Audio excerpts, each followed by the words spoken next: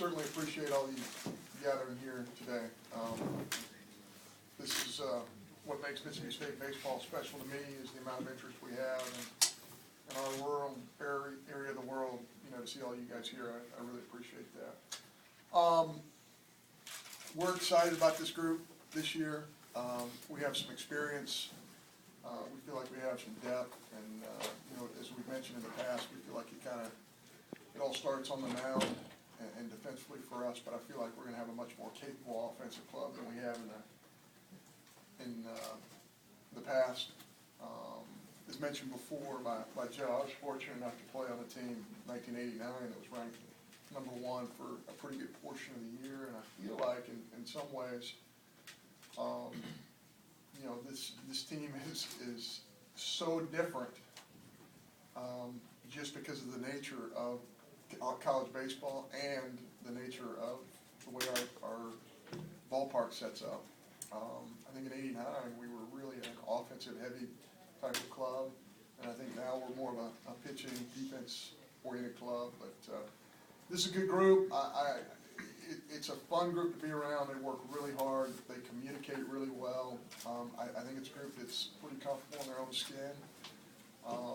And again, that's a little bit different than some of our previous clubs at Mississippi State. So I think our kids are really excited about getting started, although we have a lot of work to do before that. And you know, I think there's a lot of excitement in the air. You know, obviously, with the rankings coming out, I think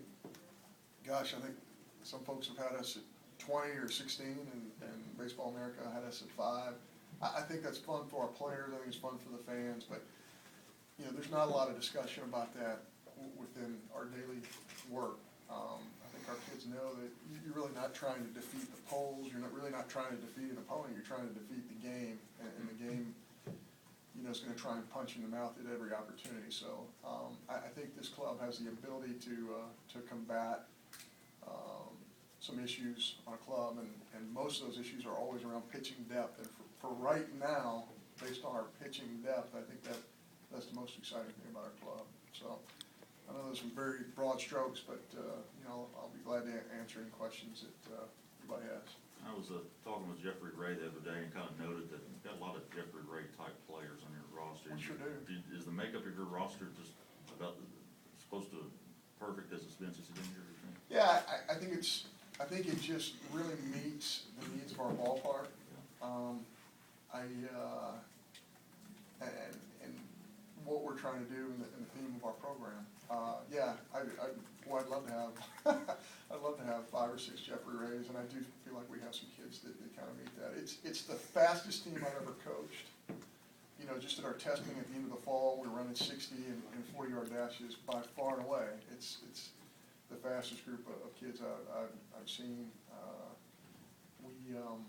So we have that component. I think we can get to balls defensively, and I think we can pressure some folks offensively. But certainly, yeah, that comparison of Jeffrey Ray, I think it fits in line with what we're trying to do. Without having any clue as to what the rotation is going to look like going into February, John, did you like the way you did it last year, where you would ducktail 2 guys maybe through 6, 7, 8 innings of a ball game, and how that worked out throughout the first month? And do you see you and Butch doing that again? Yeah, especially early in the year when, you know, what are you going to get? You're going to get 80 pitches, maybe 90 pitches out of somebody in a start. So you're going to have to kind of cobble the whole thing together a little bit. But, yeah, we have 5 or 6 candidates that we really like. You know, certainly, I'm just looking at my list, certainly Evan Mitchell's, you know, one of those guys. He has really pitched well in the fall and the spring. You know, you kind of hope he makes the same jump that certainly Chris Stratton made. Evan's probably a little bit better athlete than Chris. You know, he's one of the fastest guys on our team as well. You know, he's run some balls up there 94 to 96, and he's got a great breaking ball, and his ability to control the running game is really mature.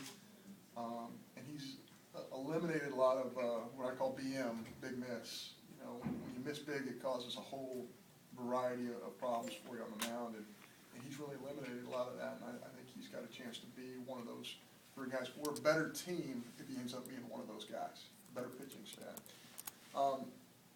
I'd say Brandon Woodruff is probably, you know, if you want to use the expression wild card, he's probably the biggest wild card on our pitching staff right now, because you just, he is one of the few guys on our club right now who has dealt with some arm tenderness. If he comes back strong, I think he's a great candidate as well. Certainly, Jacob Lindgren is somebody who's just pitched very, very well early in the spring, and you know, has a power breaking ball, power fastball, and again, has been able to control the strike zone for the most part. I think that, you know, certainly Kendall Graveman, somebody that we're depending upon. Kendall had a little surgery at the end of last semester, and he's just about full speed now. His two bullpens prior to his last start on Tuesday were just phenomenal. I think, you know, his start on Tuesday wasn't what he wanted it to be, because I think he was just a little bit more tentative finishing some pitches. But you know, certainly he'll be a mainstay for us. I think anytime you're talking about the SEC or college baseball, I think that for our club, Saturday is going to be the biggest issue in terms of a starter, because I think on Fridays and Sundays we can afford to cut a starter a little short, because I feel like we have so much bullpen support. With the Saturday guys, he's going to have to go out and get a 6 or 7 innings. So, you know, as a Saturday guy, does that end up being Kendall Graveman, who's more of an innings eater-upper? There's so much prowess attached to the Friday night guy, but I don't think that's necessarily, you know, every one of those games is just as important as Friday night. So, I really don't put as much stock into the Friday guy.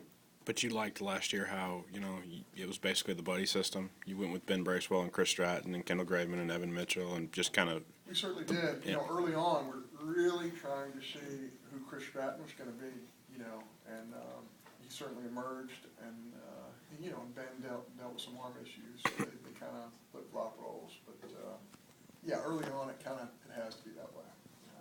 Do you like the depth that you have on the plate this year to maybe give Mitch a break here, a game here or there? I do. You know, I think the real credit to Nick Ammirati, you know, I think mentally last spring he's probably, you know, we met all the time, and you know, I think mentally he's saying, boy, I sure would like the opportunity to step on this baseball field, because, you know, Mitch essentially played every inning of every game, and just did a brilliant job. But, you know, when somebody's really hot behind the plate and they're pushing all the right buttons and doing all the right things, it's so hard to take them out of the game. So I think Nick Ammirati showed up this fall, to his credit, and he said, you know, I'm going to win an opportunity to play, and I think he has. He's worked so hard, and I think he's become a different guy. His mentality is a little different. He's by far and away our best thrower. You know, his pop time's is second, his ability to get the ball in and out of the glove. He's by far and away our best guy there. So the ability to utilize him versus a running glove, I think, is very important. I think we're going to have that availability. Is it safe to say, John, that the big decisions in your lineup right now are second base, third base, and left field?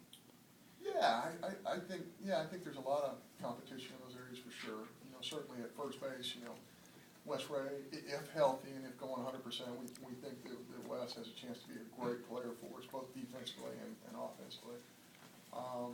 You know, Frazier, certainly somebody who's just a great baseball player. He just really understands the game.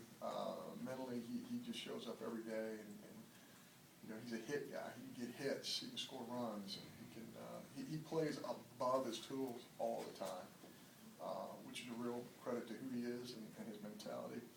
Yeah, I think at third base, you know, Daryl Norris is somebody that has really elevated his game, and we think that he's going to be a factor for us here as well. But, you know, we have some other options. We have, you know, Daryl's more of a power guy. You know, if we wanted to, look at my sheet here, if we wanted to kind of go a different direction in terms of more of a runner guy, you know, the freshman, Kyle Hahn, who's a Toronto kid. It's funny because every time I think about my Canadian kids, they're going to be the first Canadian to do everything in Mississippi State. So when we have that first ground ball or a fly ball, we say that's the first Canadian who ever caught a fly ball. Jacob Robson is the first Canadian who ever had an at-bat. It's the first Canadian who ever got a hit. But Kyle Hahn is certainly somebody who's very capable at third base. I think he's a really talented defender, and he's still figuring out his swing. And when you face our pitching staff every day, it causes a lot of young guys to have to try and figure out their swing. Alex Detz is somebody who gives us a left-handed bat at third base, and certainly, he's a really good offensive player, junior college kid from San Luis Obispo, California. And then at the second base position, certainly, Brett Pearl is somebody who's kind of emerged as the guy who's defender and offensive player, his entire game, probably puts him in the forefront right now. Kyle Hahn, somebody who can play second base as well. And certainly Matthew Britton might be the best defensive player on the infield on our entire team.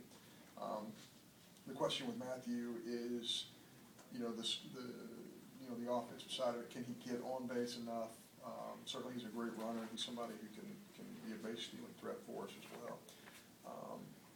And Sam Frost is somebody who is a very, very capable defender, pinch runner guy, leader type guy who has really had a nice January for us since coming back from school.